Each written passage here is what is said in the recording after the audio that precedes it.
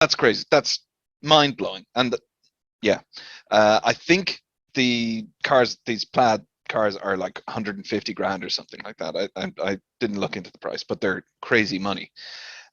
So anyway, the example I was going to give, someone paid that money, and they got the full self-drive package and everything, and they were super excited, as you would be, about your car coming in.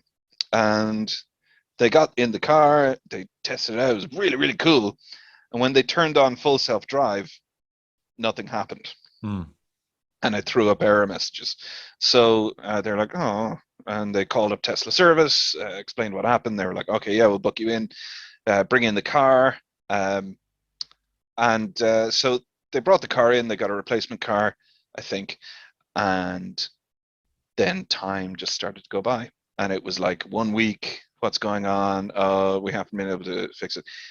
Long story short, it dragged on for like 4 months where they didn't have their car. And at the end of it, they were like, you know what? Screw it. I want my 100+ grand car back. I don't care that it can't self-drive. Yeah. I'm going to cancel my my self-driving subscription, because it's a subscription service, and I want a refund for that aspect of the car because I never got the product. Yeah.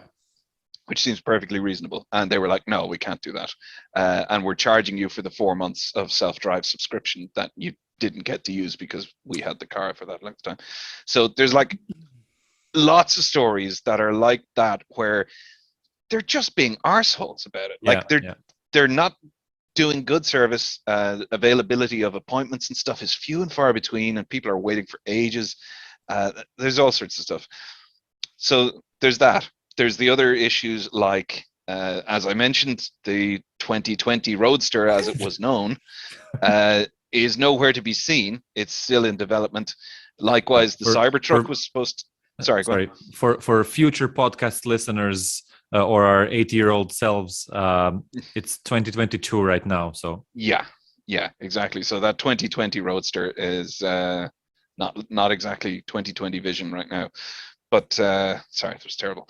I loved it.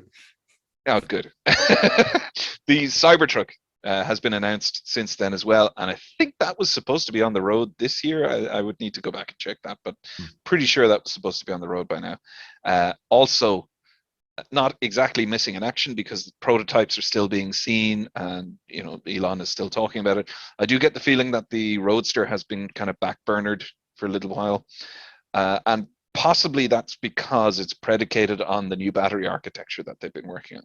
And this is a positive story. This is like a really cool advancement in battery tech.